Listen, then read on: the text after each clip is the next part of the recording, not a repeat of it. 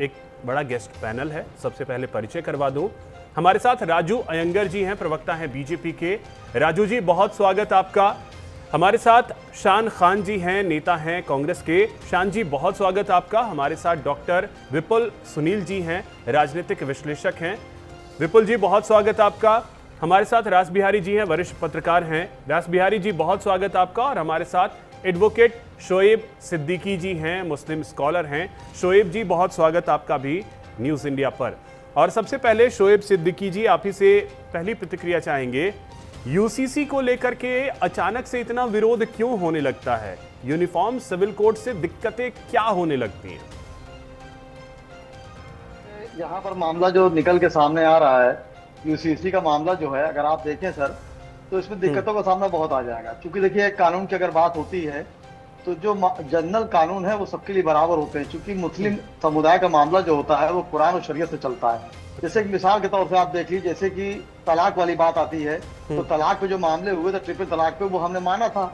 उसमें तलाक की कुछ कमियां पेशी भी हुई, हालात साजगार हुए, कोई मामला कम हुआ। लेकिन अगर आप दूसरे मामले देख लें, जैसे गोदनामा ले लिए, जैसे बच्चों वाली बात आती है, तो इस्लाम में गोदनामा नहीं है। अगर मैं किसी बच्चे को गोद लूंगा तो मैं उसका नाम शोएब सिद्दीकी नहीं दे सकता हूँ, क्योंकि वो बच्चा जिसका है उसकी माँ को गाली लगेगी। तो इस्लाम इस तरह से मामला है। और जहां पर बंटवारे वाली बात है, तो जो हिस्से वाली बात होती है, तो हिंदू नाम में क्या है कि बेटा और बेटी उसको आधा बराबर मिलता है, चाहे पुश्तैनी जमीन हो, चाहे माँ बाप ने खरीदी हो। लेकिन इस्लाम में यह है कि लड़के का 1/2 होता है, लड़की का उससे कम होता है। तो जो शरीयत के मामले हैं उसमें कहीं ना कहीं दिक्कतों का सामना आता है। और फिर आप देख लीजिए, जिस तरह असम में मामला जाहिर सी बात लागू हो चुका है, और गुजरात में हो चुका है, उत्तराखंड में हो चुका है, तो वो भी चाह रहे हैं कि जो जिस वादा करके वो वहां पहुंचे हैं उस हिसाब से मामला किया जाए। गोवा में जाहिर सी बात था, तो गोवा में पहले ऑलरेडी चल रहा था। तो इसमें काफी दिक्कतों का सामना है। क्योंकि देखिए, मुसलमान तो इसको किसी कीमत पर नहीं मानेगा। क्योंकि हमारी हर चीज शरीयत पे होती है। जैसे हमारे वहाँ 4 शादी कर सकते हैं, लेकिन उसकी कंडीशन है। ऐसा नहीं कि मैं एक बीवी को नहीं खिला पा रहा हूँ, 4 शादी कर लूँ, उसकी कंडीशन है। लेकिन हिंदू में क्या है कि एक शादी अगर आप मौजूदा है तो दूसरी शादी आप नहीं कर सकते। तो इस तरह की मैं समझता हूँ यूसीसी को लाना, मैं समझता बेहतर नहीं है। जो मुखालफत जो पार्टी, तो आप ये मुझे बताइए, इससे कहीं ना कहीं कोई ना कोई खाए खड़े होने की बात हो जाएगी। ठीक है सर। तो सिविल में आपको लगता है कि शरीयत का कानून ठीक है, तो फिर क्रिमिनल लॉ में, क्रिमिनल में फिर शरीयत क्यों नहीं? आप लोग क्रिमिनल में भी मांग कीजिए कि फिर उसमें भी शरीयत होना चाहिए। देखिए सर, देखिए दो बातें अलग अलग हो जाती हैं। अलग कैसे हो जाएगी? अलग कैसे हो जाएगी? वही मैं नहीं सर, वही मैं समझा रहा हूँ। देखिए, होता क्या है, जो क्रिमिनल कानून होते हैं या सिविल कानून होता है, जो जनरल कानून है वो सबको आदमी फॉलो करता है, उसमें कोई भी मामला हो। यहाँ पे शरीयत की बात यह आती है कि हमारा मामला कुरान से चलता है। मैंने 2-4 मिसालें आपको दे दी। अगर ये इतना ही बेहतर होता तो बीजेपी की सरकार कम से कम 22-23 राज्यों में चल रही, सब में लागू हो चुका होता।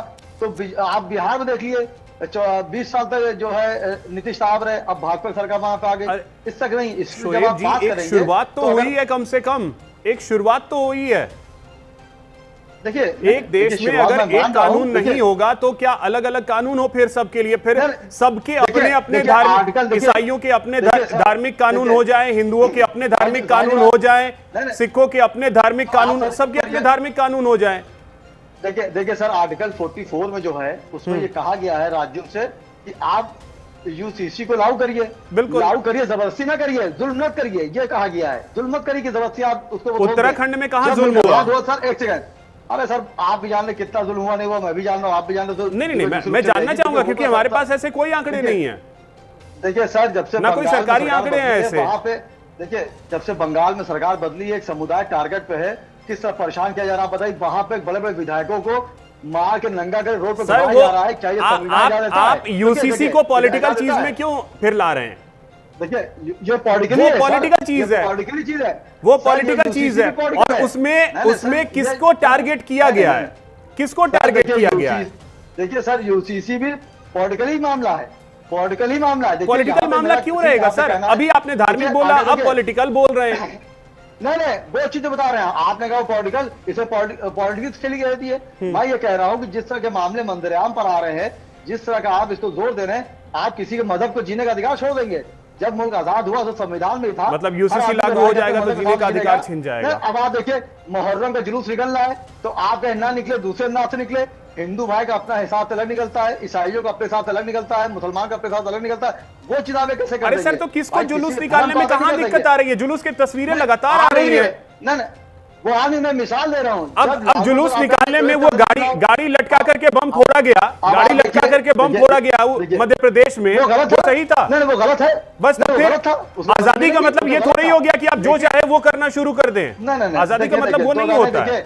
देखिए ऐसा नहीं है। आजादी, देखिए आजादी जिसको मिली है, मुसलमान समुदाय अपनी हदों में रहता है। या आप भी तो यही तो गाड़ी में बम लगा करके फोड़ना, वो तो हद में रहने वाली बात है ना। और वहां एक दो लोग नहीं थे, वो जुलूस निकाला जा रहा था, वहां हजारों लोग थे। अभिषेक भाई, उन्होंने गलत किया, उसको सजा मिलेगी। मैं खुद आपके चैनल कह रहा हूं। ठीक है, और हमारे बड़े अब वापस आते हैं उसी पे। शान जी, इस तरह की बातें ना की जाए। ठीक है शान जी।